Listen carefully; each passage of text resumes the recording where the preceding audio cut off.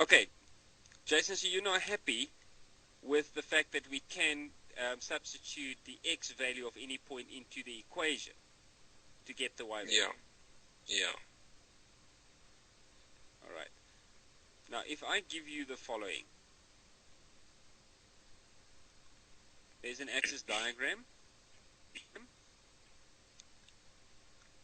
and let's say I give you a curve like that.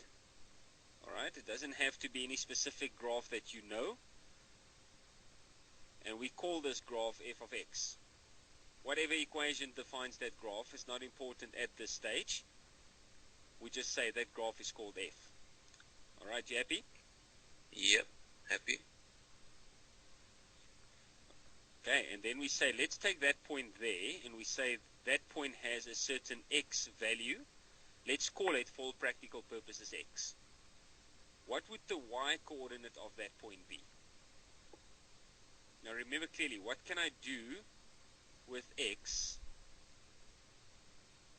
to get the y value? Well, you can put the value of x into the x in the brackets. Alright, but now currently what the x value is x. So I can say the y is just simply fx. Yeah. You agree? Yeah. Now, I say let's move a distance to the right equal to h. And another variable. So it could be any distance, which means we'll get another point there.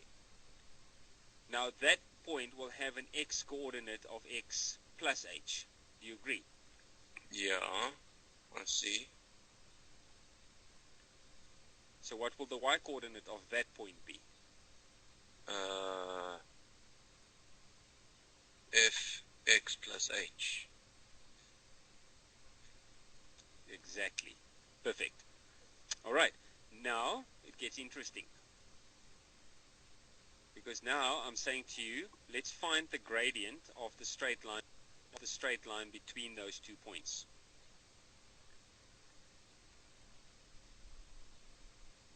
Okay.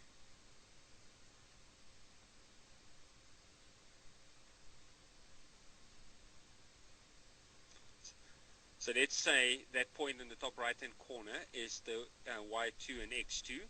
What we'll have is f of x plus h, that's my y2, minus f of x, it's my y1, divided by x2, which is x plus h, minus my x1, which is x.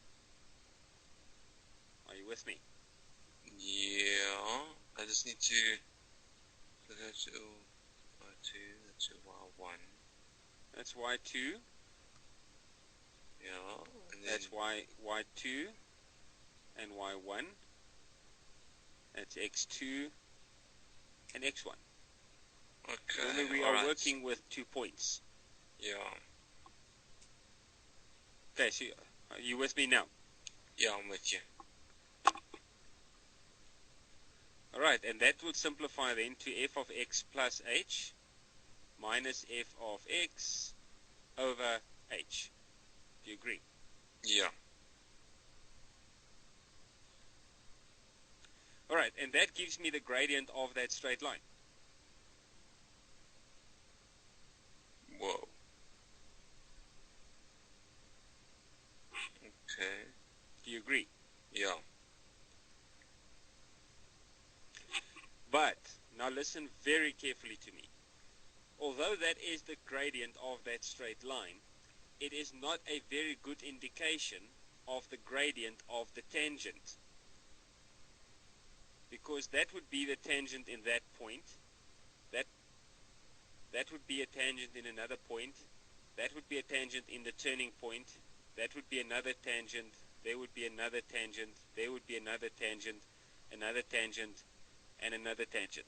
And you can clearly see from all those different lines that I've drawn that we have for the first one a positive gradient, zero gradient, negative gradient, zero gradient, positive gradient, zero gradient, negative gradient.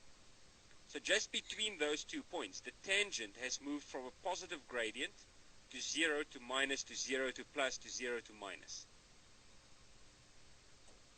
Yeah. Okay. Do you understand what I've said? Or is it Greek? Yeah. No, I understand what you said.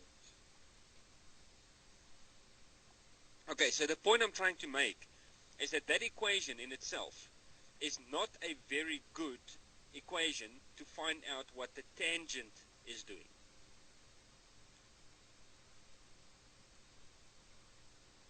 Okay. Do you understand what I've said? Yeah.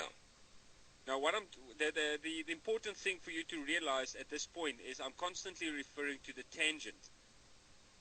And that is what calculus is going to be all about. It's tangent. Okay? Just keep that in the back of your mind for now. We're going to come back to that word very often. But calculus is all about tangents. Gradients of tangents, actually. Not even the tangent as a line. Only the gradient of a tangent. I'll explain that to you later. But for now, just trust me that calculus is about the gradient of the tangent. And currently we have a formula for the gradient, but that formula is not a very good formula for the gradient of the tangent. So do you understand the problem that we're facing here? Yeah. Okay, so we have a formula. Let me just summarize for you. We have a formula for the gradient, but we do not have a nice formula for the gradient of the tangent. So what are we going to do to make the gradient between those 2 points more representative of the gradient of the tangent? What would you suggest we do to get that formula more in line for what we're looking for?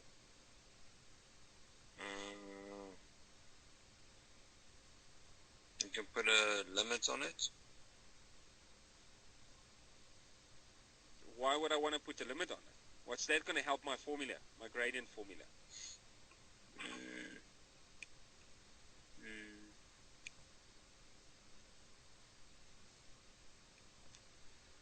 Can I tell you? I actually have no idea. Yeah, please. We bring these 2 points closer together.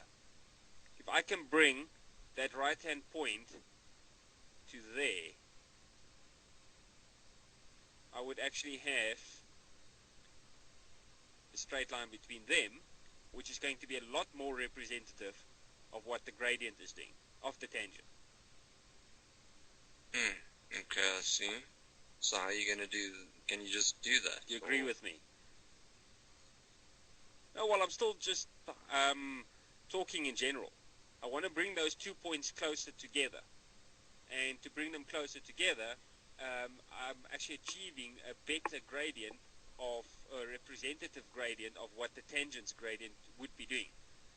By simply just, I'm thinking about this. Bringing the 2 points closer together sort of solves my problem.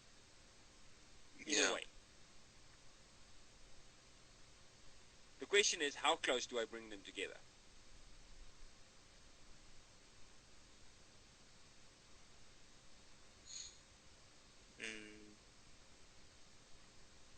Okay, so how would you do that? Did you hear my question, Jason? No. How close together do I bring these 2 points?